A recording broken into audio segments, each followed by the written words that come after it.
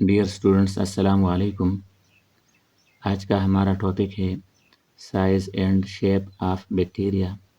Bacteria کا size اور اس کے بعد شیپ دیکھتے ہیں۔ تو سب سے پہلے سائز آف بیکٹیریا۔ بیکٹیریا کی لینتھ یہ 2 مائکرومیٹر سے لے کر 10 مائکرومیٹر تک ہوتی ہے۔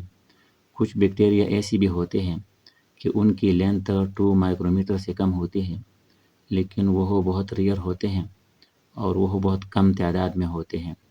لہٰذا موسٹ کامنلی 2 سے لے کر 10 مائکرومیٹر تک یہ ایک رینج ہے اور یہ لینتھ ہوتی ہے موسٹ آف دا بیکٹیریا کی۔ پھر اس کی ڈائی میٹر ہے تو 0.2 یا 0.2 سے لے کر 2 مائکرومیٹر تک اس کی ڈائی میٹر ہوتی ہے، یا جو تھکنیس ہوتی ہے وہی اس کی ڈائی میٹر ہے۔ پھر اس کے شیپس ہوتے ہیں۔ تو بیکٹیریم کا جو شیپ ہوتا ہے یہ اس کے سیل وال کی وجہ سے ہوتا ہے۔ ایک ریجڈ سیل وال ہر بیکٹیریم سیل کے باہر موجود ہوتا ہے ایکسیپٹ مائکوپلازما بیکٹیریا۔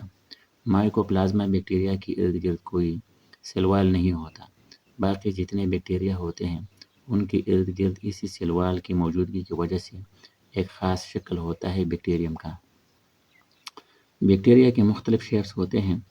تو فرسٹ نمبر ہے کوکسائی اور اس کا سنگولر ہے کوکس، اور اس کی اگزامپل ہے اسٹیفیلوکوکس آریس۔ یہ اسپیریکل شیپ میں ہوتے ہیں۔ اسفیئر کا مطلب ہوتا ہے راؤنڈ شکل میں ہوتے ہیں، اور یہ نان موٹائل ہوتے ہیں، یعنی یہ مومنٹ نہیں کرتے اور یہ فلیجلا بھی نہیں رکھتے۔ اگر ایک کوکس کو ہم 2 میں ڈیوائڈ کریں پھر آگے اس طرح یہ ڈیوائڈ ہوتا جائے گا، لیکن جب بہت سارے نیو سیلز بن جائے، ڈاٹر سیلز بن جائے اور 2 میں یعنی پیئر کی شکل میں موجود ہو تو ایک ہی پیئر کو ڈیپلوکوکس کہیں گے، یعنی یہ پیئر کی شکل میں یہاں موجود ہے اور ان پیئرز کو ڈیپلوکوکس کہتے ہیں۔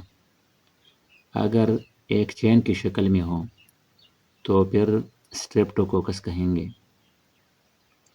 اور اگر ایک بنچ کی شکل میں ہو، ایک گروپ کی شکل میں ہو تو پھر اسٹیفیلوکوکس کہیں گے، جس طرح آریس ہے۔ اچھا، اس کے بعد سیکنڈ نمبر ہے بیسیلائی، اور اس کا سنگولر بیسیلس ہے۔ یہ راڈ شیپ کی شکل کے ہوتے ہیں اور ان میں بھی ڈیپلو بیسیلس ہوتا ہے۔ وہاں پر ڈیپلوکوکس تھا، یہاں پر ڈیپلو بیسیلس ہے۔ وہاں پر اسٹریپٹوکوکس تھا، یہاں پر اسٹریپٹو بیسیلس ہوگا، یعنی آخر یہی چینج اس میں چینج کرنا پڑے گا، کوکس کی جگہ بیسیلس آخر میں یہ لگانا پڑے گا۔ یہ پیئر کی شکل میں ہے تو یہ ڈیپلو بیسیلس کہلاتا ہے، یعنی پیئر کی شکل میں ہے۔ پھر اسٹریپٹو بیسیلس ہیں، یہ چین کی شکل میں ہوں گی۔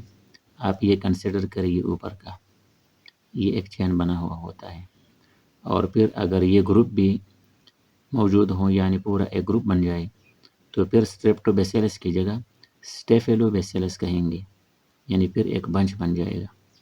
اور ان کی ایگزامپل ہے سالمونیلا ٹائفی، یہ ٹائیفائڈ فیور کاز کرتے ہیں، اور کلوسٹریڈیم ٹیٹانی، یہ ٹیٹنس کاز کرتے ہیں۔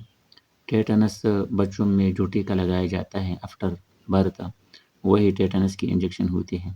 اور جس طرح روڈ ایکسیڈنٹ میں لوگ انجیکشن لگاتے ہیں، روڈ انجیکشن جس کو کہتے ہیں کامنلی، تو وہی ٹیٹنس کی انجیکشن ہوتی ہے، اور یہ جھٹکے کی بیماری کے اگینسٹ ایک انجیکشن ہوتی ہے۔ پھر نیکسٹ اسپائریلا ہے، اور اس کا سنگولر اسپائریلم ہے۔ یہ کار اسکریو کی طرح کے شکل کے ہوتے ہیں، یا کاما کے شکل کے ہوتے ہیں، یا ہیلیکل شکل میں ہوتے ہیں۔ یعنی اگر ہیلیکل ہم کہیں تو یہ ویو لائک یہ ایک ہیلیکل سٹرکچر ہوتا ہے، لیکن اگر ایسی بیکٹیریا ہوں کہ اس ہیلیکل کے سیگمنٹ کی طرح ہو، پورا ہیلیکل نہ ہو بلکہ اس طرح کا ہو، یہ تو یہ کاما یا وائبریو کاما کہلاتے ہیں۔ یہ موٹائل ہوتے ہیں اور یہ فلیجلا رکھتے ہیں، ان فلیجلا کی وجہ سے یہ موومنٹ کرتے ہیں اور یہ موٹائل ہوتے ہیں۔ ناٹ فارم کلسٹر اور کالونیز، یہ الگ تلگ سولیٹری رہتے ہیں، یہ کلسٹر یا کالونیز کی شکل میں یا گروپ کی شکل میں نہیں رہتے۔ اور ان کی ایگزامپل ہے اسپائروکیٹس، یہ کلاسیفیکیشن میں ہم پڑھ چکے ہیں آلریڈی، اور اس کا جو بیسٹ نون اور ویل نون ایگزامپل ہے جو کہ نوٹوریس ہے ہیومن کے لیے، وہ ٹریپونیما پیلیڈم ہے، اور یہ سفلس کاز کرتا ہے۔ یہ سفلس ایک سیکشولی ٹرانسمیٹڈ ڈیزیز ہوتی ہے۔ Okay, thank you.